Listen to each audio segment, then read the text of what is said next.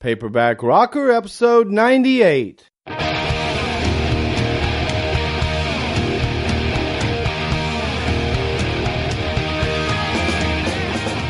this is Matt Severson, the Paperback Rocker, and I'm broadcasting from my 6x9 foot cinder block shack in the desert of northern Mexico, southern Texas.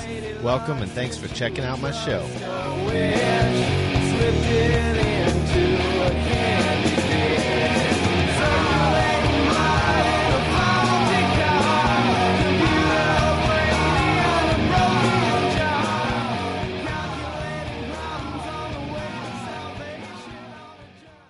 Check out Band on the Run. It is not for the easily offended. Hey everybody, what's up? Welcome to episode 98 of the Paperback Rocker Show. We are so close. We are on the precipice of the wonderment, which will be episode 100, in which I will be showered with gifts. I've got them stashed all over, unopened packages that have come to me over the previous few weeks, which I will be opening in this special episode 100. I'm tearing up just thinking about it. It's been a long time coming. I think about 3 years or something for the Paperback Rocker Show. And it has evolved from monologues, scripted episodes with interviews, music, dialogue, monologues, investigative journalism, and all kinds of things, into what is now the current iteration of the Paperback Rocker Show, which is simply reading an audiobook, as it were, of my novel, Blue Whiskey. And right now we're on page 231. I think we have about 100 pages to go. We will not be done by episode 105, maybe 110, 112, something like that. But let's get right back into it. Basically, the last episode was a lot of talk by our hero, Stanton Wheelhouse III, about this time period of getting on Lucite Records and being produced by Lord Brighton and the engineer Jeff, both from England, and just basically learning the ins and outs of the record business, getting ripped off. Nobody's making any money except for the label. And we will pick that up on page 231. This is still actually, it's flipping back and forth in the timeline, but we are at the point where they are preparing to record the third album, which is Stanton's first album on the major label. And him and Lord Brighton and Jeff are hanging around the rehearsal space primarily, preparing to go in the studio. So, here we are on page 231. Back to that rehearsal room. I knew I had to get Lord Brighton and Jeff personally invested in the success of the album, despite my lack of business sense. I was flying on blind instinct. I observed that Lord Brighton Rock was susceptible to his own vanity. One day, in the middle of my repetitious rehearsals, I took a break and asked him a question I thought might bring us closer together. It strikes me that we should know more about each other before we record the album. What do you like, Lord Brighton? I like Bentleys. Tell me more. What are your passions? Bentleys. Surely you have more than one passion, I said. That's shallow, said Jeff. This was another dynamic in progress. Jeff was making more and more declarations like this, trying to establish a strong voice for the recording sessions. He did not want his suggestions to be ignored by Lord Brighton. Rolls Royces, said Lord Brighton with a childlike smirk on his round face directed at Jeff. And hill walking. Is that different from regular walking? I asked. Lord Brighton rolled his eyes. Of course it is. It's hill walking. Practiced in the Scottish Highlands. That's cool, I said, equal measures impressed and amazed at his self-importance. What else defines you? My work. I have been a race car driver, an ad executive, a salmon farmer, and, of course, a record producer. Simply fascinating, I said. Don't you think, Jeff? Sure, he said. We were all bored with rehearsing, and his enthusiasm was drained. And you, Jeff, tell me something about yourself, I said. I miss England. What do you miss most, I asked, detecting a possible angle. Tea time, the two of them said in unison. Excuse me. Nothing better than a nice cuppa, said Jeff with a faraway look in his eyes.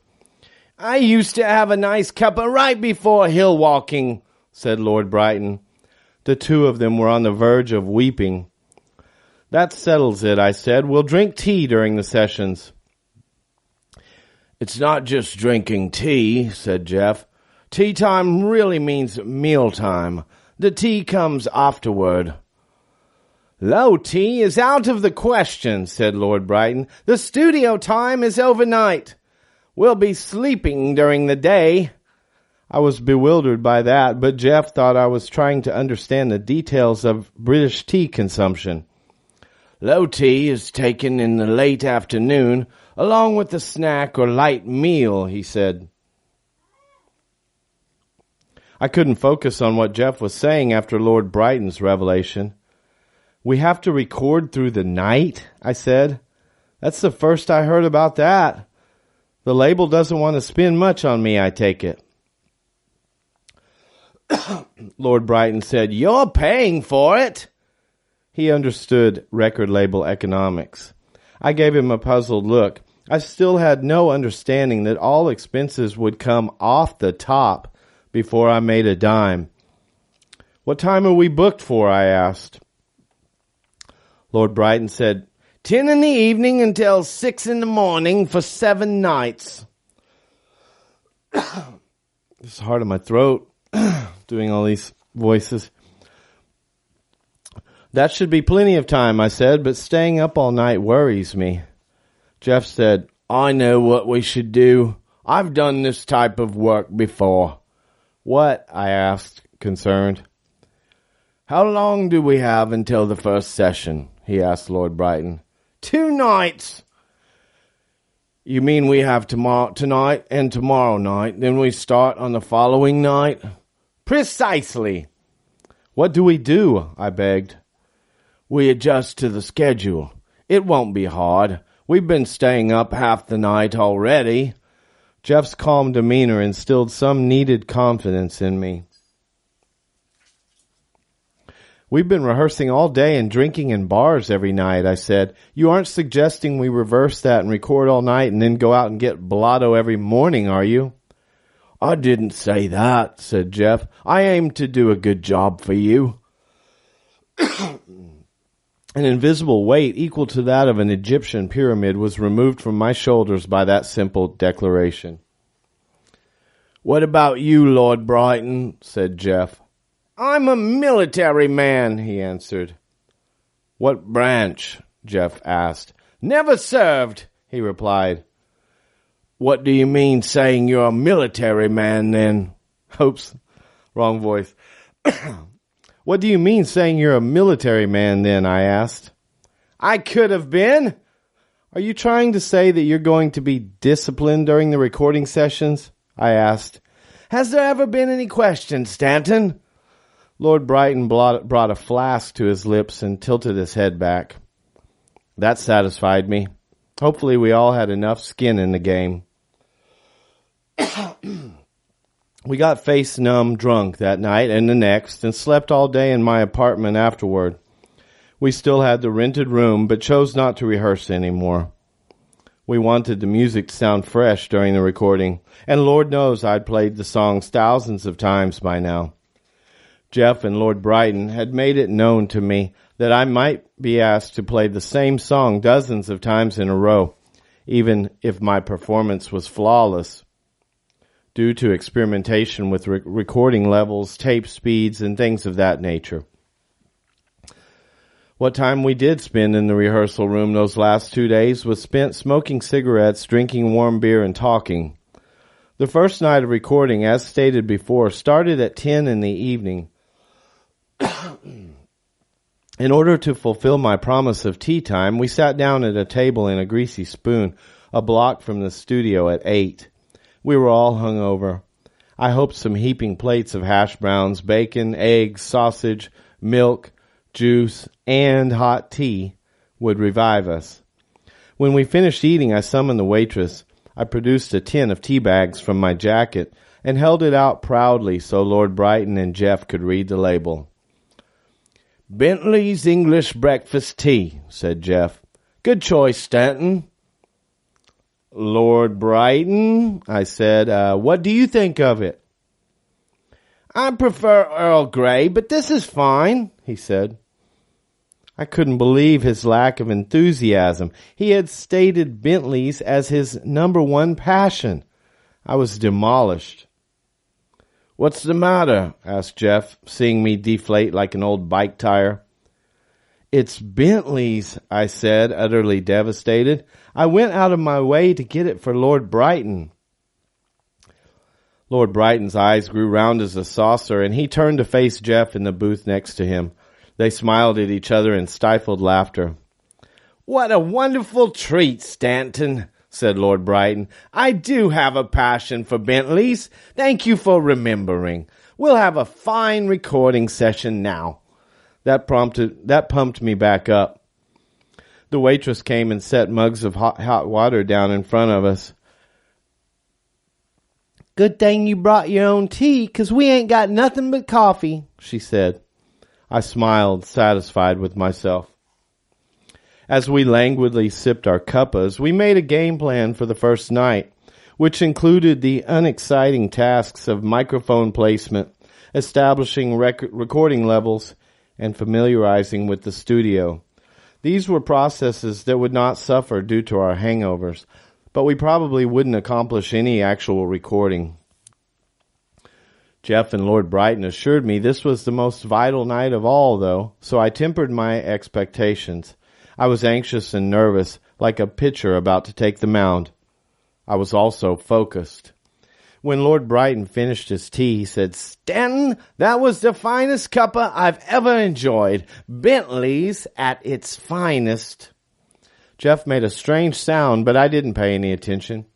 I was very proud.